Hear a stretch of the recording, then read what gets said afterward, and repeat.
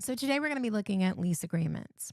While purchasing and selling real property involves the transfer of ownership, the leasing part is only going to involve the transfer of the right to possess and use real property for a specified period without actually transferring ownership itself.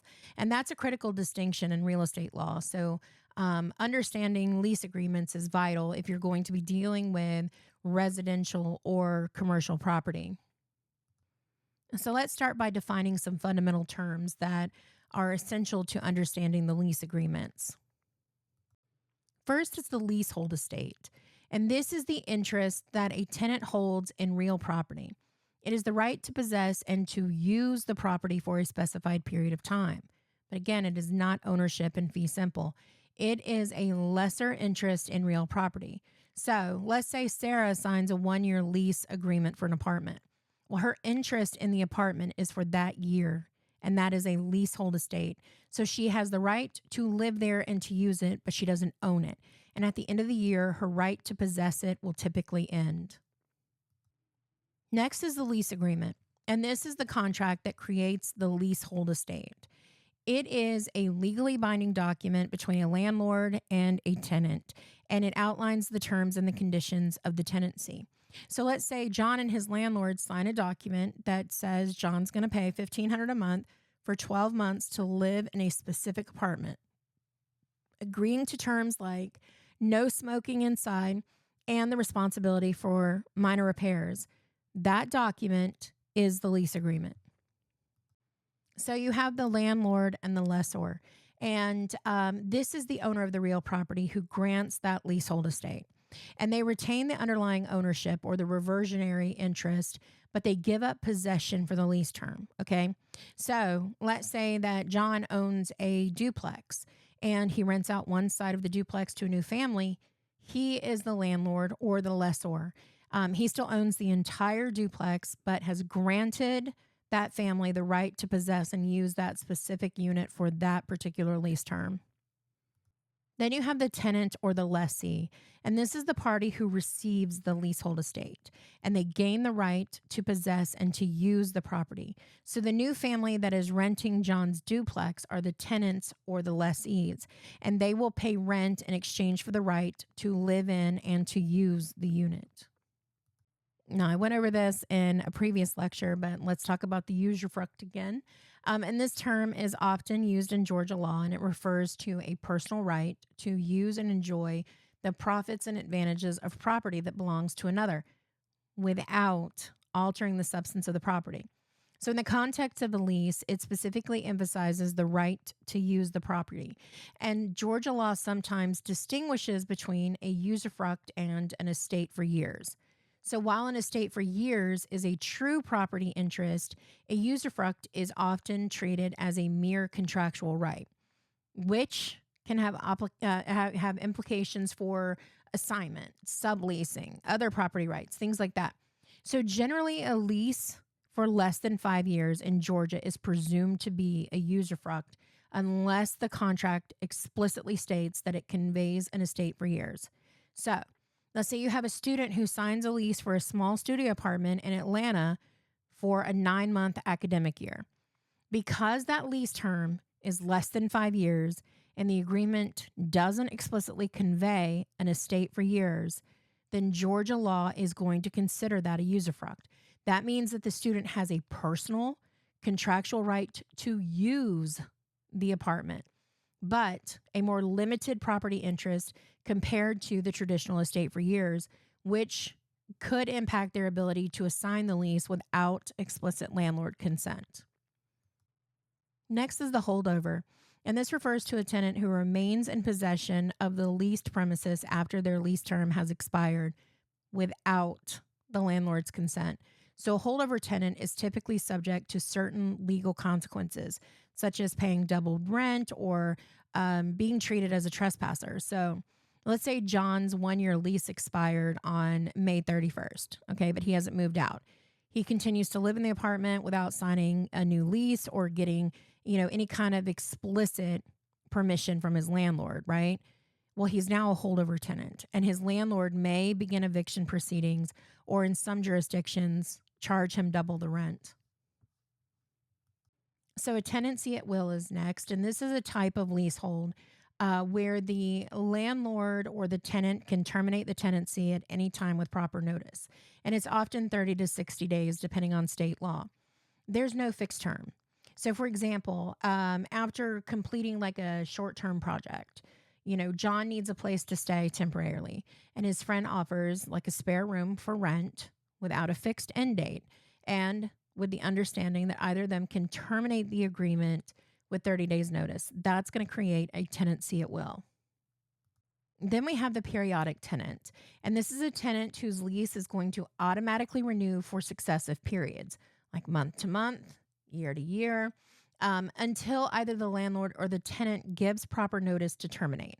And that often is going to come up when there is a fixed term lease that expires and the tenant continues to pay rent and the landlord accepts it. So, for example, let's go back to Sarah. She has a 1-year lease on her apartment and it's expired, right? But her and her landlord, they don't sign a new lease. Sarah continues to pay her rent monthly. Landlord continues to accept it.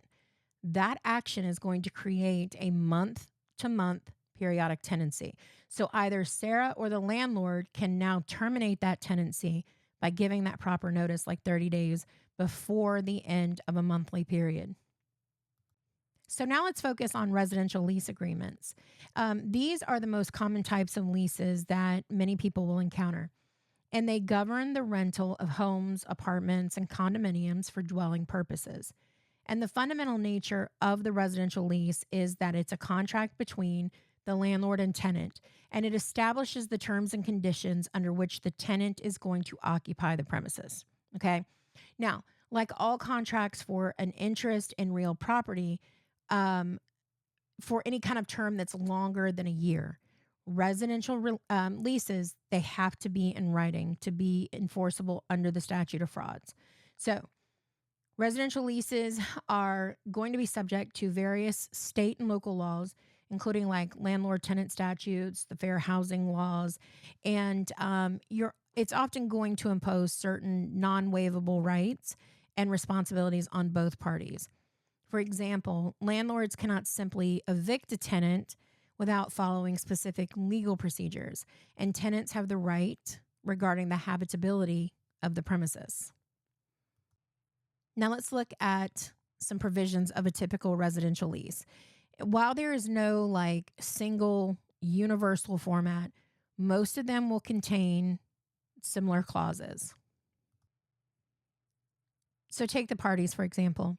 This section is going to clearly identify the full legal names of the landlords and tenants, and it's crucial for enforceability to ensure that all parties are correctly named.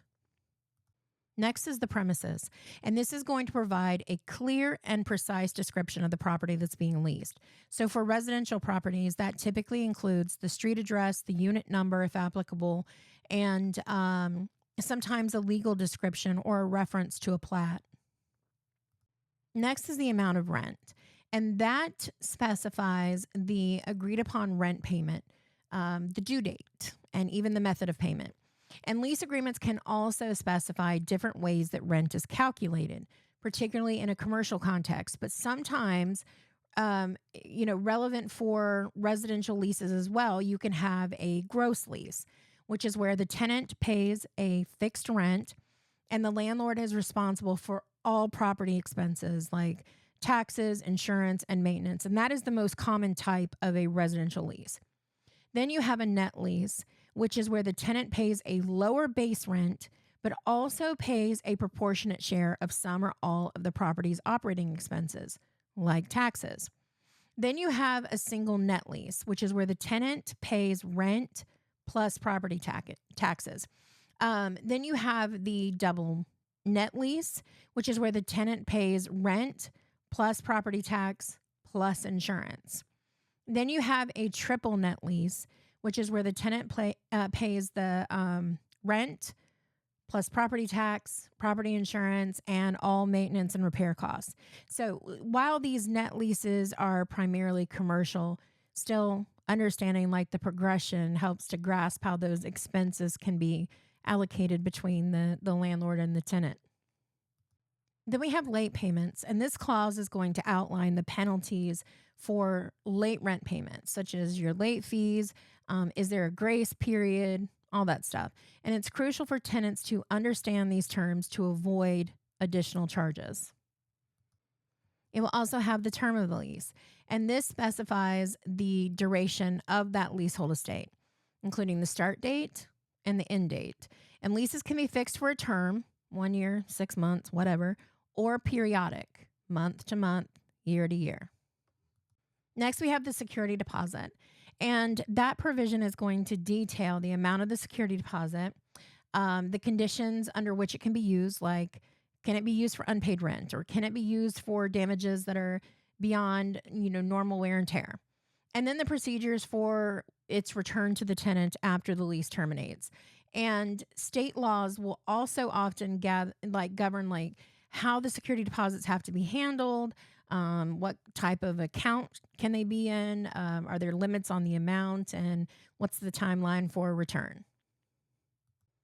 Now let's talk about some more sample lease provisions and some kind of things to keep in mind. Now let's talk about events that trigger default. This section will clearly list actions or inactions by either party that are going to constitute a breach of the lease agreement, which also triggers potential remedies. Some examples for tenant default would be things like non-payment of rent. So if John fails to pay his rent by the 5th of the month, as stipulated by the lease, he's defaulted, okay? Unauthorized pets. If you have a lease that explicitly states no pets, but John goes and gets a large dog without informing the landlord, that's a breach.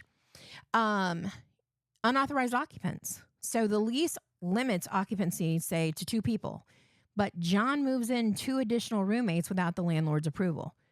Okay, that's a problem. You might have damage to the property. So John throws maybe a huge party that results in a hole in the living room, maybe a broken window.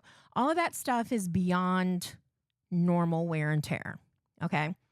Violating community rules, okay? If you have, say, a tenant, John, in his condo, and he's repeatedly playing loud music at nighttime, he's violating the building's quiet hours that are established in the lease and in the HOA's rules. You can also have illegal activities on a premise. So if you have, John's arrested for operating, say, a meth lab within his leased home, that's a default.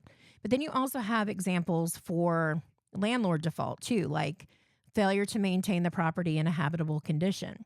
Let's say that after a severe storm, the roof of the apartment building begins to leak a lot. It caused mold, and the landlord fails to make the repairs despite repeated notices from the tenant. That makes it unsafe. The landlord's in default.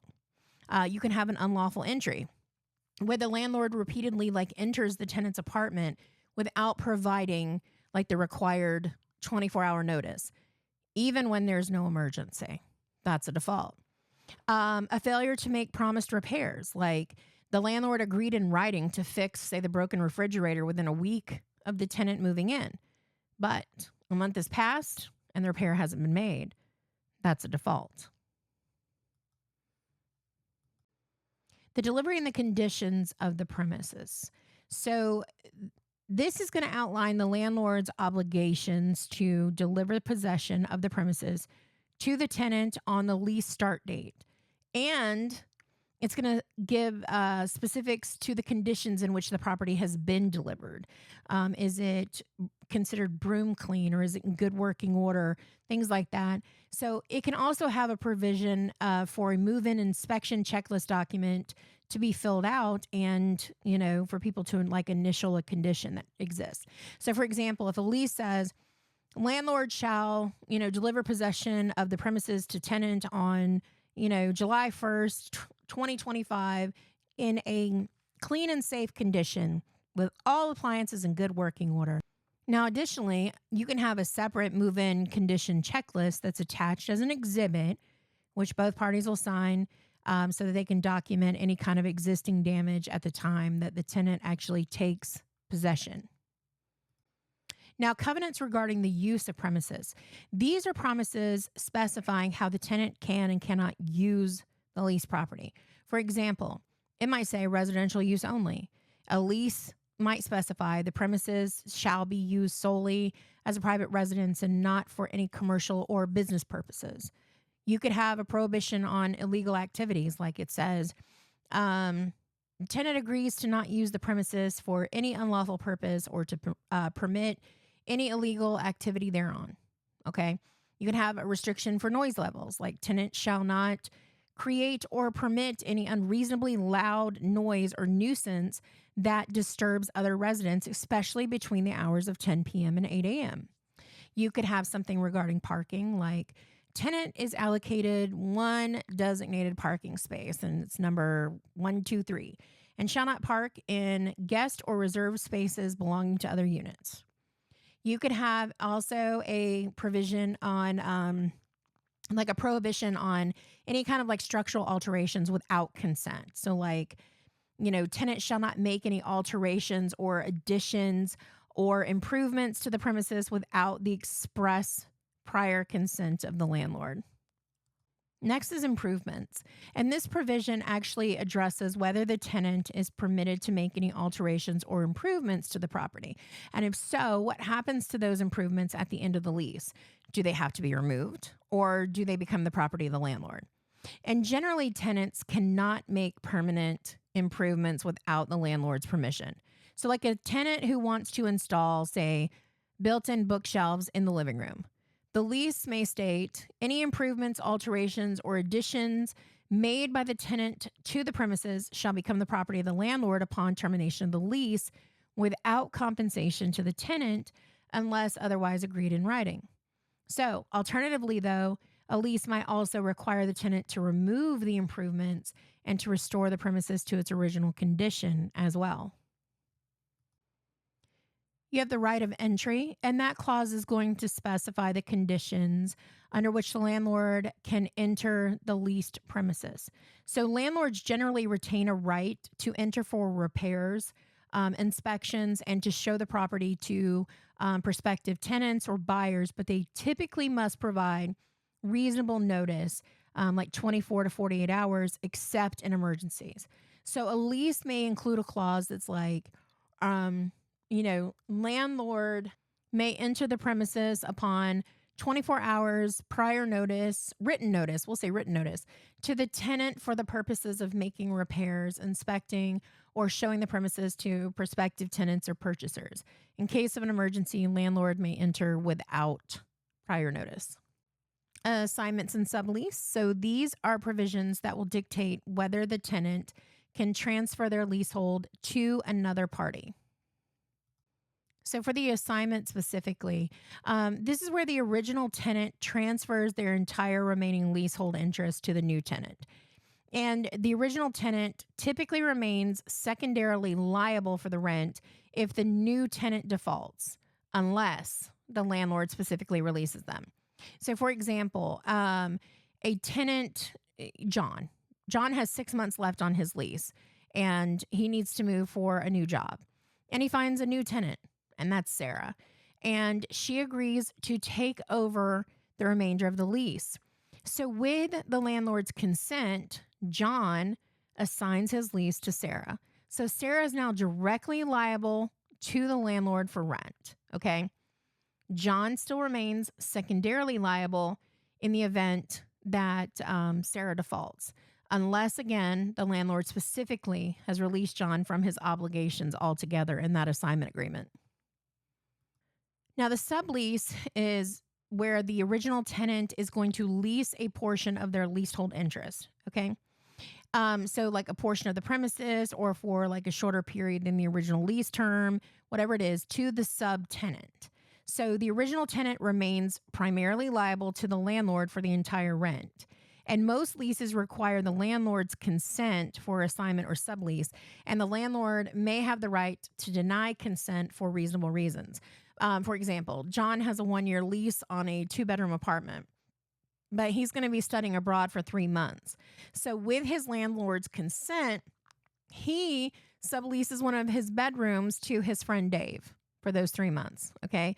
John's still going to remain primarily responsible to the landlord for the full rent of the apartment, but Dave's going to pay rent to John.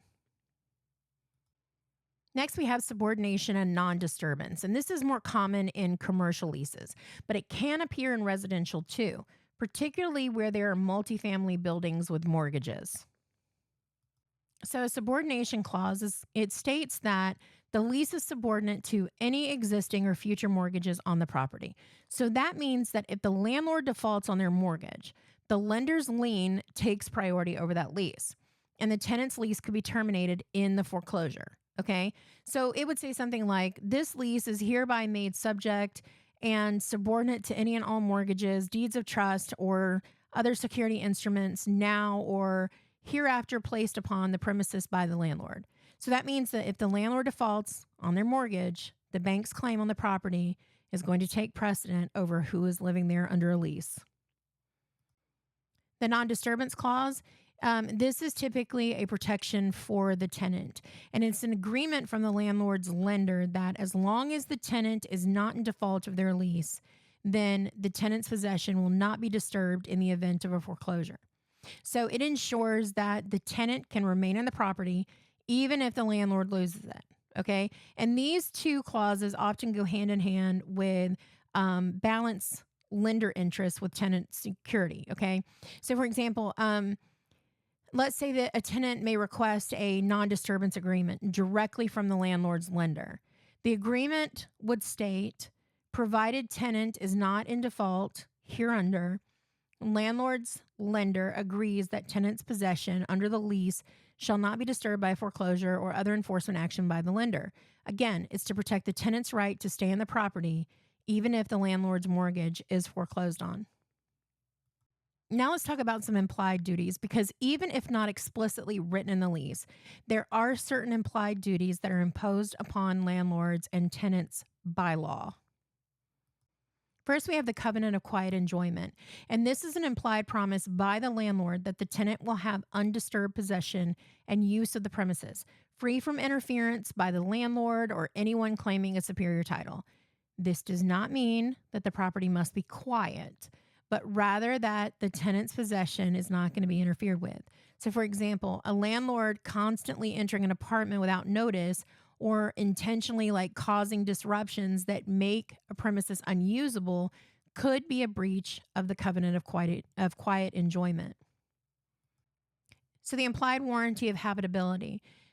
In most states, including Georgia, though Georgia's application has been historically more limited, kind of focused on landlord's duty to repair defects that exist at the beginning of the tenancy or kind of arising from the landlord's failure to maintain common areas. There is an implied warranty that the residential premises are fit for human habitation. This means that the property must be safe, it must be clean, and it has to meet basic health and safety standards. So it has to have working plumbing, heating, electricity, structural soundness, all of those things. So a landlord, for example, failing to address, say, a severe rodent infestation, a broken water heater, a broken furnace, whatever, lack of running water, those could all breach the implied warranty of habitability. An implied duty to avoid waste. So tenants have an implied duty to avoid waste, meaning that they must not cause any kind of permanent damage to the property beyond normal wear and tear. So they have to use the property reasonably and preserve its value for the landlord. So for example, if a tenant intentionally smashes holes in the wall or neglects necessary maintenance that leads to significant structural damage, they would be committing waste. Now, what happens when a lease agreement is breached? Let's look at these remedies. First is the eviction via the dispossessory action. And this is the primary legal remedy for a landlord when a tenant breaches the lease, most commonly for the non-payment of rent. Now, a dispossessory action, which is also known as an unlawful detainer, it is a legal proceeding in court to regain possession of the premises and to evict the tenant. Now, landlords cannot engage in any kind of self-help evictions, like they can't go change the locks or shut off utilities or anything like that. Can't remove, tenants' belongings. Those are all considered generally illegal. You have to go through the proper legal process. There can be a lawsuit for money damages. So either the landlord or the tenant can sue the breaching party for monetary damages that are incurred as a result of the breach. So for landlords, like unpaid rent, cost of repairs for tenant caused damage, releasing costs, lost rent while the property is vacant, things like that. Tenants, cost of temporary housing, moving expenses, difference in rent if forced to rent a more expensive property, damages for loss of property, things like that. Constructive eviction. So this is a remedy that is available to the tenant, and it occurs when the landlord's actions or inactions make the premises uninhabitable or unfit for their intended use, and it forces the tenant to vacate. So if it is successful, it is treated as if the landlord actually evicted the tenant, relieving the tenant of their obligation to pay rent. So for example, if a landlord fails to provide heat in the winter, despite repeated requests, and the conditions become unbearable, then the tenant can vacate and claim constructive eviction, arguing that they were essentially they were forced out due to the landlord's breach of the implied warranty of habitability. Now let's talk about the various ways that a lease agreement can be terminated. And yes, I promise we're almost finished. You have non-delivery of the premises. So if the landlord fails to deliver possession of the premises to the tenant on the agreed upon start date, the tenant may have the right to terminate the lease without penalty and to seek damages. So for example, if you have a tenant who signs a lease to move into an apartment on July 1st, and on July 1st, they arrive with their moving truck, only to find out that the previous tenant still lives there and is refusing to leave, then the landlord has failed to deliver possession of the premises, and the new tenant can terminate the lease and potentially sue for damages that are incurred, like maybe storage fees or temporary housing costs. You have the expiration of a lease. And for a fixed term lease, the lease is going to automatically terminate at the end of the specified term without any further action being needed by either party. Now, no notice is typically required unless the lease itself specifies otherwise, or that the tenancy converts to a periodic tenancy. So for example, a tenant's fixed term lease, it's for an apartment. It explicitly states that it runs from, say, September 1st to August 31st. Okay. So on August 31st, if no new agreement is made and the tenant vacates, then the lease is also going to automatically terminate. You have the voluntary termination of lease.